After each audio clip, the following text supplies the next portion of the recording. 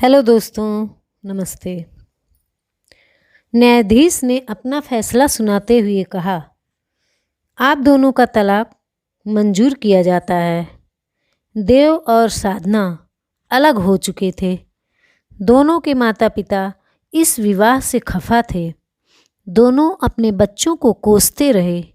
विवाह की खबर मिलने से तलाक के पहले तक दूसरी जाति में शादी, घर परिवार, समाज, रिश्तेदार में नाक कटाकर रख दी। कितने लाड़ प्यार से पाल पोस कर बड़ा किया था, कितने सपने सजोए थे। देव और साधना दोनों बालिग थे और एक अच्छी कंपनी में काम करते थे। एक दूसरे से मिलते, एक दूसरे से कब प्रेम हो गया उन्हें ही ना पता चला। फिर दोनों मिलने लगे। प्रेम बढ़ा और बढ़ता ही गया। बात यहाँ तक आ गई कि एक दूसरे के बिना जीना मुश्किल होने लगा। वे जानते थे कि मध्यम वर्गीय परिवार में दूसरी जाति में विवाह निषेध है। बहुत सोच समझकर दोनों ने कोर्ट मैरिज करने का फैसला किया और अपने कुछ दोस्तों को बतौर गवाह लेकर रजिस्ट्रार ऑफिस पहुंच गए। शादीशुदा दोस्त तो बदला लेने के लिए सहायता करते हैं और कुंवारे दोस्त यह सोचकर मदद करते हैं मानो कोई भलाई का कार्य कर रहे हों। ठीक 1 माह बाद विवाह हो गया। उन दोनों के वकील ने पति पत्नी और गवाहों को अपना कार्ड देते हुए कहा, यह मेरा कार्ड है, कभी ज़रूरत पड़े तो याद कीजिए। क्यों? देव ने पूछा। वकील ने हंसते हुए कहा था, नहीं, अक्सर पड़ती है, कुंवारों को भी और शादीशुदा को भी। मैं शादी और तलाक दोनों का स्पेशलिस्ट हूँ। वकील की बात सुनकर खूब हंसे थे दोनों, लेकिन उन्हें क्या पता था कि वकील अनुभवी हैं। कुछ दिन हंसते गाते बीते, फिर शुरू हुई असली शादी, जिसमें एक दूसरे की जली कटी बातें सुननी पड़ती हैं, सहना पड़ता है, एक दूसरे की कमियों की अनदेखी करनी पड़ती है। दुनिया भुलाकर जैसे प्रेम किया जाता है, वैसे ही विवाह को तपोभूमि मानकर पूरी निष्ठा के साथ एक दूसरे में एकाकार होना पड़ता है। प्रेम करना और बात है, लेकिन प्रेम निभाने को शादी कहते हैं। प्रेम तो कोई भी कर लेता है, लेकिन प्रेम निभाना जिम्मेदारी भरा काम है। दोनों ने प्रेम किया, शादी की, लेकिन शादी निभा नहीं पाए। छोटी छोटी बातों को लेकर दोनों में तकरार होने लगी। साधना गुस्से में कह रही थी, शादी के पहले तो चांद सितारों की सैर कराने की बात करते थे, अब बाजार से ज़रूरी सामान लाना तक भूल जाते हो। शादी हुई या कैद, दिन भर ऑफिस में खटते रहो और ऑफिस के बाद घर के कामों में लगे रहो। ये नहीं कि कोई मदद कर दो। साहब घर आते ही बिस्तर पर फैलकर टीवी देखने बैठ जाते हैं और हुक्म देना शुरू, पानी लाओ, चाय लाओ, भूख लगी है, जल्दी खाना बनाओ, वगैरह वगैरह। देव प्रत्युत्तर में कहता, मैं भी तो ऑफिस से आ रहा हूँ। घर का काम करना पत्नी की जिम्मेदारी है। तुम्हें तकलीफ हो तो नौकरी छोड़ दो। लोगों को मुश्किल से नौकरी मिलती है और मैं लगी लगाई नौकरी छोड़ दूँ? तो फिर घर के कामों का रोना मुझे मत सुनाया करो। इतना भी नहीं होता कि छुट्टी के दिन कहीं घुमाने ले जाएं। सिनेमा, पार्टी, पिकनिक सब बंद हो गया है। ऐसी शादी से तो कुंवारे ही अच्छे थे।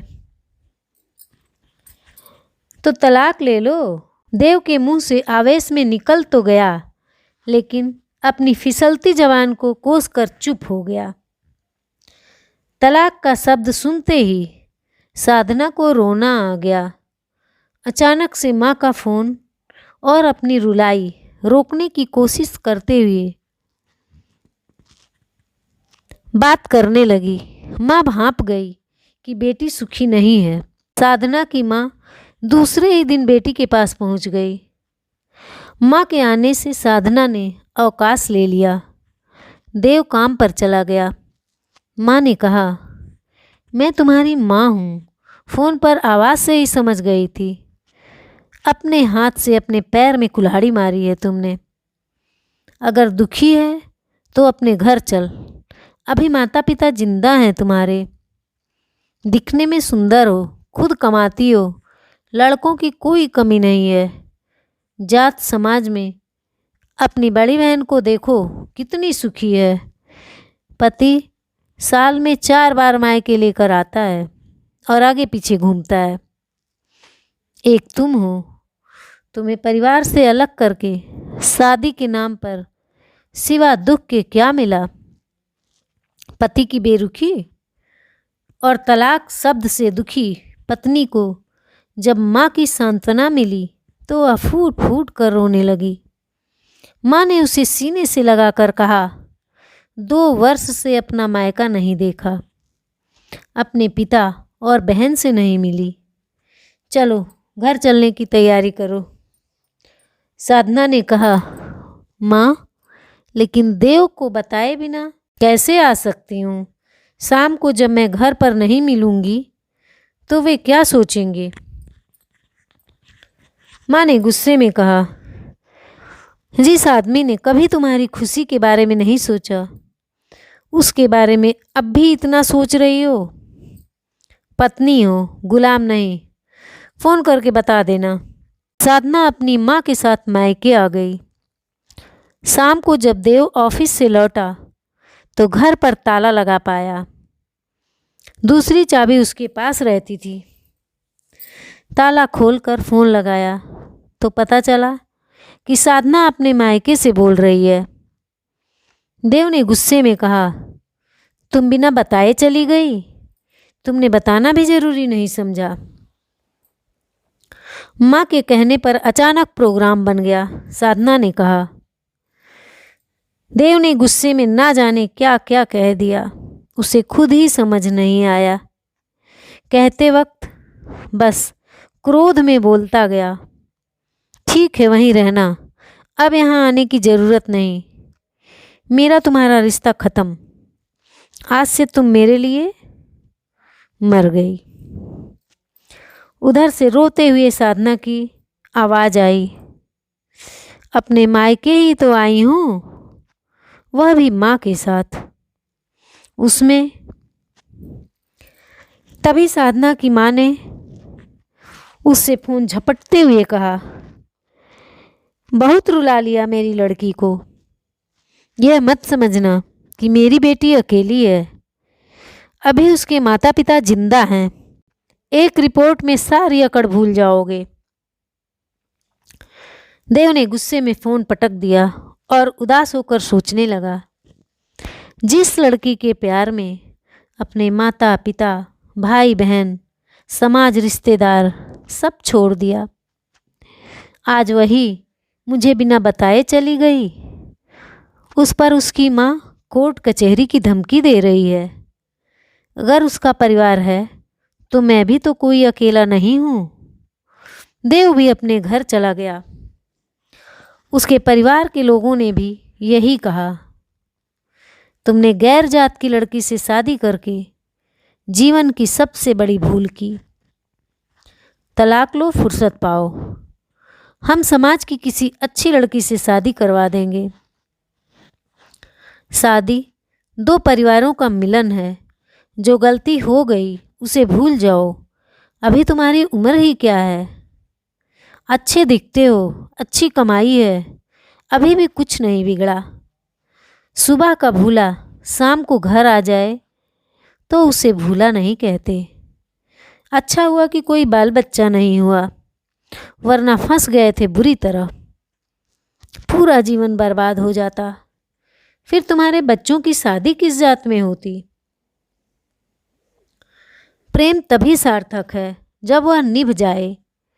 यदि बीच में टूट जाए तो उसे अपने पराए सब गलत कहते हैं। यदि यही शादी जात में होती तो माता पिता समझा बुझाकर बच्चों को सलाह देते। विवाह कोई मजाक नहीं है, थोड़ा बहुत सुनना पड़ता है।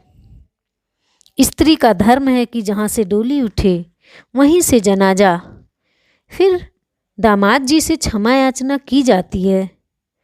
बहू को भी प्रेम से समझा बुझाकर लाने की सलाह दी जाती है। लेकिन माता पिता के मर्जी के विरुद्ध अंतरजातीय विवाह में तो जैसे दोनों पक्षों के परिवार वाले इस प्रयास में ही रहते हैं। यह शादी ही नहीं थी, धोखा था। लड़के लड़की को बहला फुसलाकर प्रेम जाल में फंसा लिया गया था। उनकी बेटा बेटी तो सीधा साधा थे।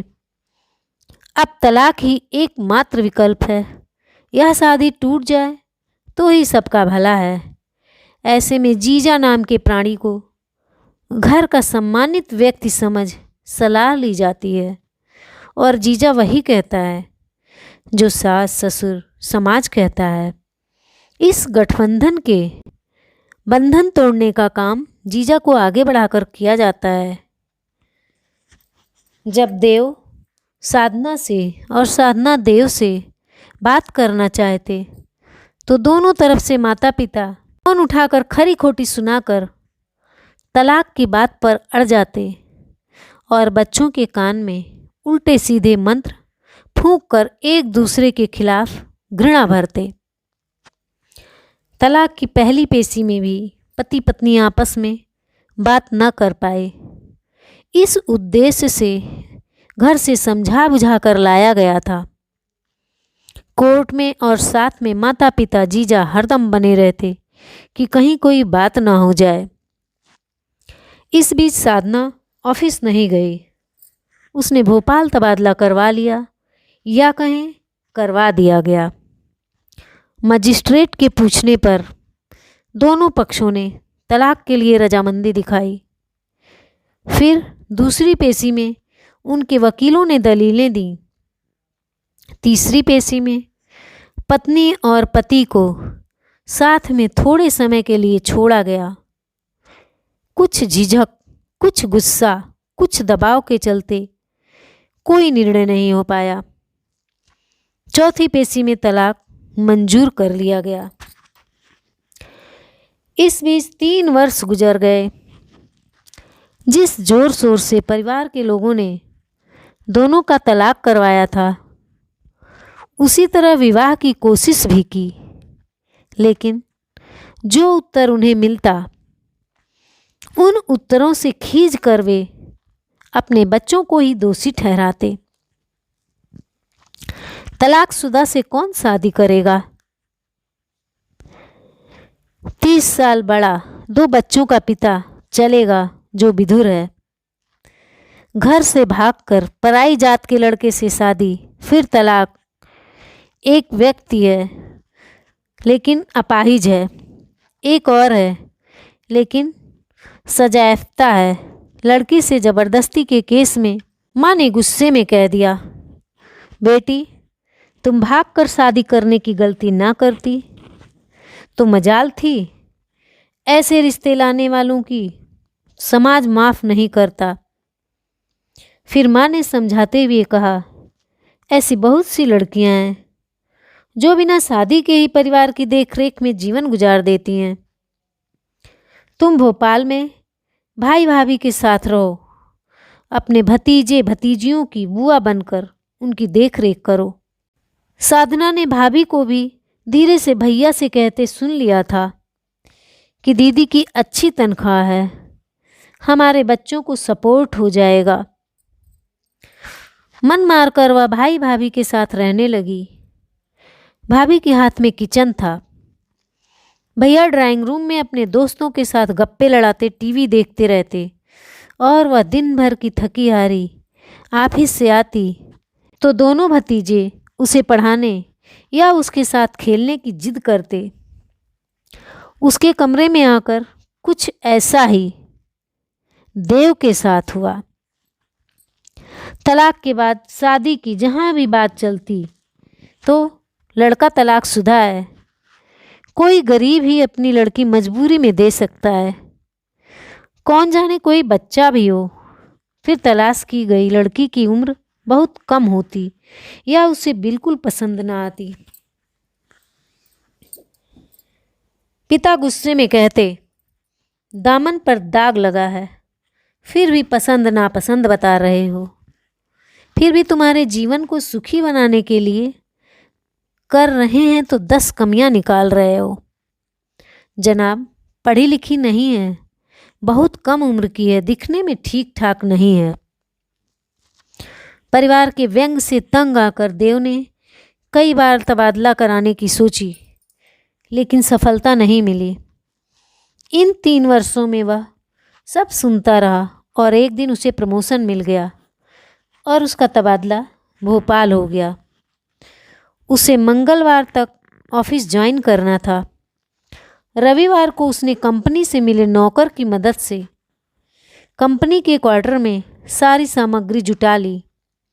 सोमवार को उसने बाकी छोटा मोटा घरेलू उपयोग का सामान लिया और मन बहलाने के लिए 6 बजे के शो का टिकट लेकर पिक्चर देखने चला गया। ठीक 9 बजे फिल्म छूटी। वह MP नगर से होकर निकला जहां उसका ऑफिस था। सोचा ऑफिस देख लूं ताकि कल आने में आसानी हो। MP नगर से ऑफिस पर नज़र डालते हुए वह अंदर की गलियों से मुख्य रोड पर पहुंचने का रास्ता तलाश रहा था। दिसंबर की ठंड भरी रात, गलियां सुनसान थीं। उसे अपनी से थोड़ी दूर एक महिला आगे की ओर तेज कदमों से जाती हुई दिखाई पड़ी। देव को लगा शायद यह किसी दफ्तर से काम करके मुख्य रोड पर जा रही हो, जहां से ऑटो, टैक्सी या सिटी बस मिलती है। वह उसके पीछे हो लिया। तभी उस महिला के पीछे 3 मवाली जैसे लड़कों ने चलकर भद्दे इशारे व्यंग करने शुरू कर दिए। ओ मैडम, इतनी रात को कहाँ, घर छोड़ दें या कहीं और। फिर तीनों ने उसे घेर कर उसका रास्ता रोक लिया। महिला चीखी। देव तब तक और नज़दीक आ चुका था। एक मवाली ने उसे थप्पड़ मारकर चुप रहने को कहा। महिला फिर चीखी। उसे चीख जानी पहचानी लगी। उसके दिल में कुछ हुआ। पास आया तो वह उस महिला को देखकर आश्चर्य में पड़ गया। यह तो साधना है। वह चीखा, क्या हो रहा है, शर्म नहीं आती? एक मवाली हंसकर बोला, लो, हीरो भी आ गया। उसने चाकू निकाल लिया। साधना भी देव को पहचान कर उन बदमाशों से छूटकर दौड़कर देव से लिपट गई। वह डर के मारे कांप रही थी। देव उसे तसल्ली दे रहा था, कुछ नहीं होगा, मैं हूं ना। इससे पहले मवाली आगे बढ़ता, तभी पुलिस की एक जीप रुकी सायरन के साथ। पुलिस ने तीनों को घेर लिया। पुलिस अधिकारी ने पूछा, आप लोग इतनी रात यहाँ कैसे? जी, ऑफिस में लेट हो गई थी। और आप? मैं भी इसी ऑफिस में हूँ, थोड़े आगे पीछे हो गए थे। साधना जिस तरह देव के साथ सिमटी थी, उसे देखकर पुलिस अधिकारी ने कहा, आप पति पत्नी को साथ साथ चलना चाहिए। तभी 3 में से एक मवाली ने कहा, वही तो साहब, अकेली औरत, सुनसान सड़क। हमने सोचा कि इससे पहले कि उसकी बात पूरी हो पाती, थानेदार ने एक थप्पड़ जड़ते हुए कहा, कहाँ लिखा है कानून में कि अकेली औरत सुनसान सड़क और रात में नहीं घूम सकती? और घूमती दिखाई दे तो क्या तुम्हें जोर जबरदस्ती का अधिकार मिल जाता है? थानेदार ने कहा, आप लोग जाइए, ये हवालात की हवा खाएंगे। तुम यहाँ कैसे? साधना ने पूछा। प्रमोशन पर देव ने कहा। और परिवार? साधना ने पूछा। अकेला हूँ। तुम्हारा परिवार? अकेली हूँ, भाभी भैया के साथ रहती। शादी नहीं की? हुई नहीं। और तुमने? ऐसा ही मेरे साथ समझ लो। ऑफिस में तो दिखे नहीं, कल से ज्वाइन करना है। फिर थोड़ी चुप्पी छाई रही। देव ने बात आगे बढ़ाई। खुश हो तलाक लेकर? वह चुप रही। फिर उसने पूछा, और तुम? दूर रहने पर ही अपनों की ज़रूरत का एहसास होता है, उनकी कमी खलती है, याद आती है, लेकिन तब तक देर हो चुकी होती है। क्यों? क्या हम दोनों में से कोई मर गया है जो देर हो चुकी है? साधना ने देव के मुंह पर हाथ रखते हुए कहा, मरे तुम्हारे दुश्मन। उन दोनों ने पास के एक शानदार रेस्टोरेंट में खाना खाया। घर चलोगी मेरे साथ? कंपनी का क्वार्टर है।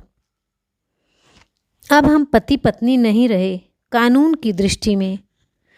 और दिल की नज़र में? क्या कहता है तुम्हारा दिल? शादी करोगे फिर से? कानून समाज के लिए। शादी ही करनी थी तो छोड़ कर क्यों गई थी? देव ने कहा, औरत की यही कमजोरी है। जहाँ स्नेह प्यार मिलता है, खींची चली जाती है। तुम्हारी बेरुखी और माँ की प्रेम भरी बातों में चली गई थी। कुछ मेरी भी गलती थी, मुझे तुम्हारा ध्यान रखना चाहिए था। लेकिन अब फिर कभी झगड़ा हुआ तो छोड़कर तो नहीं चली जाओगी? देव ने पूछा। तौबा तौबा, एक गलती एक बार काफ़ी सह लिया। बाहर वालों की सुनने से अच्छा है पति पत्नी आपस में लड़ लें, सुन लें एक दूसरे की। अगले दिन ऑफिस के बाद वे दोनों एक वकील के पास बैठे थे। वकील दोस्त था देव का। वह अचरज में था। यार, मैंने कई शादियां करवाईं और तलाक भी, लेकिन यह पहली शादी होगी। जिससे तलाक हुआ उसी से फिर शादी। जल्दी हो तो आर्य समाज में शादी करवा देते हैं। वैसे भी बहुत देर हो चुकी, अब और देर क्या करना? आर्य समाज से ही करवा दो। कल ही करवा देता हूँ, वकील ने कहा। शादी संपन्न हुई। इस बात की साधना ने अपनी माँ को पहले खबर दी। माँ ने कहा, हम लोग ध्यान नहीं रख रहे थे क्या? साधना ने कहा, माँ, लड़की प्रेम विवाह करे या परिवार की मर्जी से, पति का घर ही असली घर है स्त्री के लिए। देव ने अपने पिता को सूचना दी। उन्होंने कहा,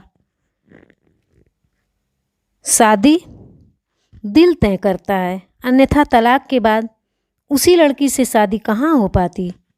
सदा खुश रहो। और इस तरह शादी, फिर तलाक और फिर शादी। धन्यवाद।